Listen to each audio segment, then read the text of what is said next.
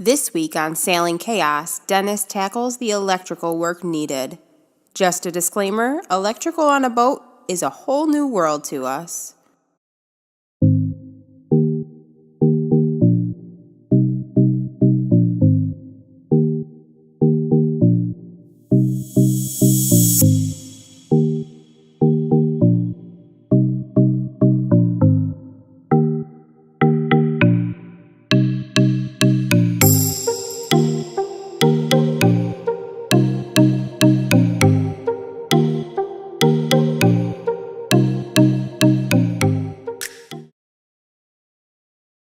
So I'm at the boat.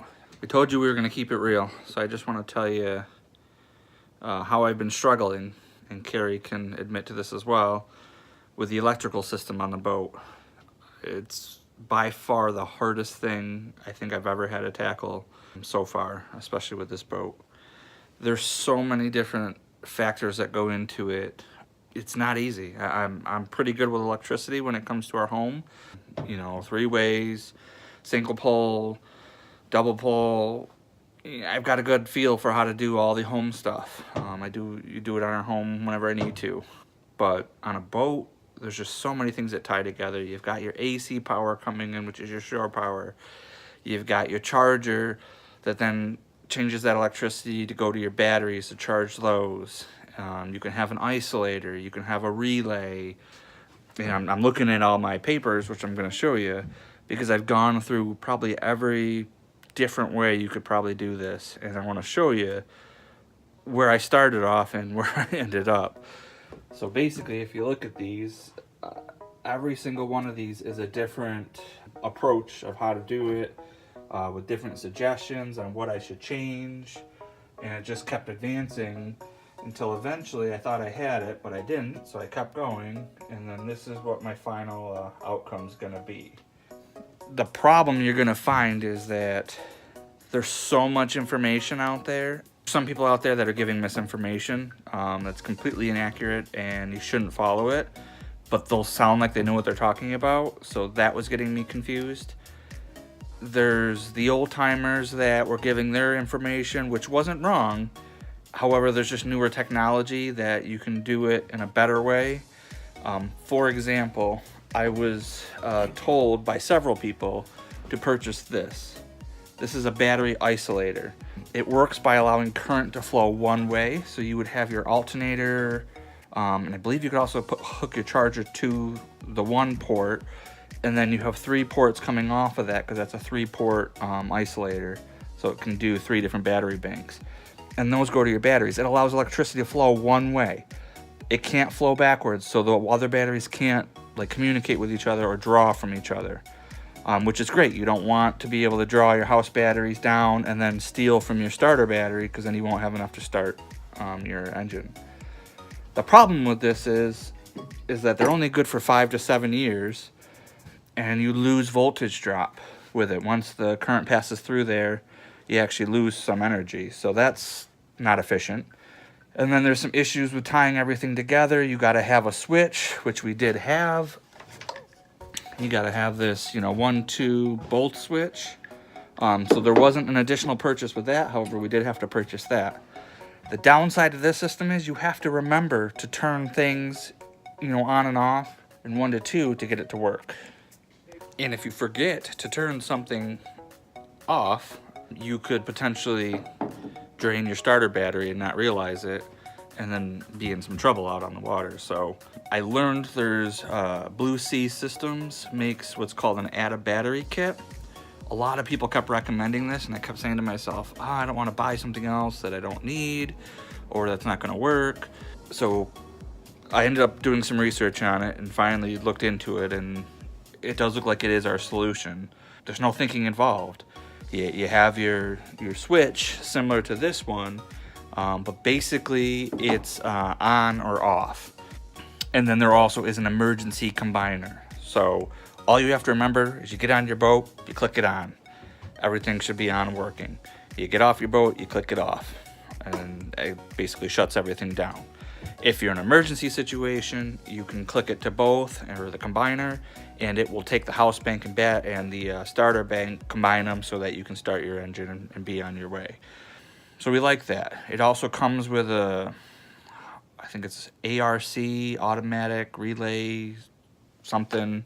But that's basically like a one-way switch, similar to the isolator diode, but I don't believe you have voltage drop with it. I think it basically senses that there's voltage coming in, and it closes the switch, I should say, and then allows current to flow to your starter battery to charge that.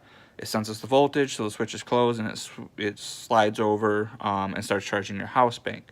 As soon as it doesn't sense voltage, it opens back up so that the batteries are then separated. Once again, kind of a set it and forget it type system. So that's what we decided to go with. The other things that play into factor are fuses. So you got to have a lot of fuses on the boat. I didn't realize that there's going to be so many fuses. I've been told that they're to protect the wire. I always thought you did fuses to protect the devices, but most devices I'm finding, especially in the marine world, come with built-in fuses. So you use those to protect the actual device, but then you fuse, and here's one that I'm working on. It's going to have an inline fuse. These are going to be 50 amp, and that's protecting this little bit of wire that's going to connect to the wherever it's headed to. I bought, for the wires that lead from the batteries, terminal fuses I found that they make, and I've been recommended to go with 175 amps on those. I originally bought 80, but they said that's not going to be enough for the starter portion of it, so I bumped those up to 175 amps. Now my concern is the wire that I'm currently using is rated for 100 amps. So I'm not going to end up using this wire for my starter and alternator stuff. So that I have to figure out as well, what size wire and what runs have to be in the bigger wire. And then my plan is, since I have a lot of this, is I'm going to use this for all the other runs, because I shouldn't be drawing more than 100 amps, not even close, for everything else. So I'm trying to get this all wrapped up and get power to the DC panels, been my main goal. And then from there, I can run all the other wiring or test the wiring that's already on here, because some of it does look decent. It does look like it's new wiring, so I'll just have to test it and see if it needs to be replaced or not. Once I have power on the boat, we've got lights, we've got our outlets, then I'm going to shift my focus to the water system, the plumbing, and then I can test the water pumps and see which ones still work, which ones need to be replaced, and get that going, hook them all up to the switches that I need to, or however that works.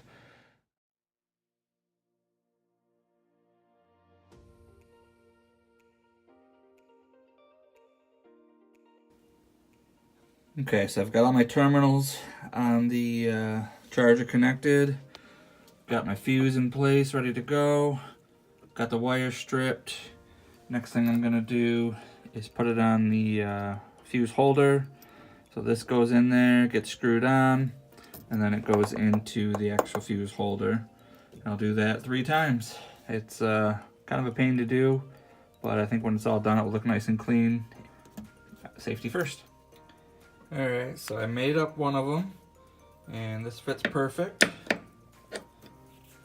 So what I'm going to end up doing, since it's the same length, is I'm just going to multiply this 2 more times with the things I already have made, and it should be easy. Alright, so I'm just wrapping up the final install for this. I've got all 3 of my outputs for my charger. Each of them is running to, per the directions, a 50 amp fuse, because this is a 40 amp charger. It said to go with 1 up higher than what the charger's rated for. So that's what I did. Now this is connected, the AC line is coming in connected. However, there is nothing plugged into the boat. We're not plugged into shore power by any means, so I'm not worried about any current. Currently I'm connecting all 3, but the way I'm going to end up wiring this up is just using 2 of these outputs. One will go directly to the starter battery. The other is going to go directly to the house bank.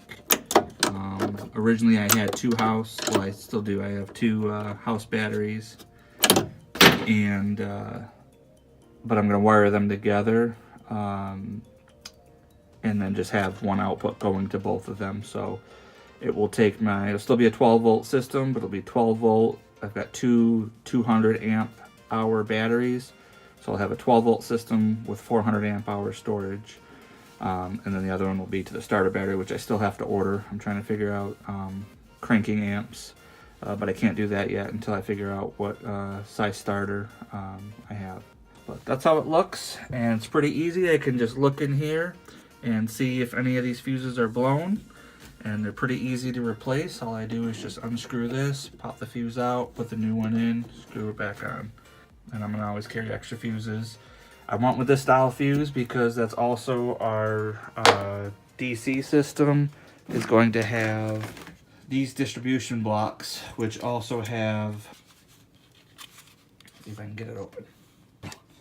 So this will have glass fuses that go across here, and you can specify what amps, what size fuse you want for each of these. I think the total block can't be more than 100 amps, which is fine because that's what my wire is rated for, so I don't want to go above that anyways. And then I've got my positive wire, and my negative wire comes in and connects to the main terminals, like I should call them. And then it's nice because it has a cover, so that protects everything. And then you can actually throw labels. There's a spot for a label. And so I'm carrying glass fuses for these. I figured we would go with glass fuses for those and just try to keep everything nice and easy. I can have a storage container that's going to have a bunch of different size glass fuses in there, some for the mains and some for the distribution panels, and we should be covered under any circumstance. So I don't have my battery box in yet, but I know right where it's going. So I just ran my battery leads that are going to come from my charger down to where the batteries are going to go. Still have this one empty because, like I said, I'm not going to end up using that third one. I'll eventually disconnect it from here. Right now I just want to leave it connected so the wires can kind of mend to their shape over time, so I don't have to try to bend it into place down the road if I ever decide to use this third one. I also have a cover that needs to go back on here and a cover that goes on here, so all of this will be protected, and then I'm going to have straps to strap this in. And then my plan is I'm going to do a piece of PVC that mounts right here that goes down into the battery box so that all my wires can be enclosed in PVC. It will be hard so nothing can get at them. I'm sure this is mostly going to be used for storage. I see a lot of other boats that have it as storage as well. So I want to make sure that if stuff's being thrown in here that nothing's going to hit these wires. So that's why I'm going to do the PVC and keep those enclosed. I don't want to run them down back on the back side of here because that's actually the engine compartment. And then just worry about the heat over time, what it will do to the wires. And then I'm going to do the same thing up here. I'm going to run some sort of PVC or plastic channel above the top and just basically make a chase so that I can run wires back and forth through up here. Wow, I hope you understood some of that electrical talk because it hurt my head. Thanks for joining us for this episode of Sailing Chaos. Be sure to like this video and subscribe to our channel. That way you can be notified when our next video is posted. That's when we leave this cold, white, fluffy stuff behind for a week in exchange for a bit of a warmer adventure.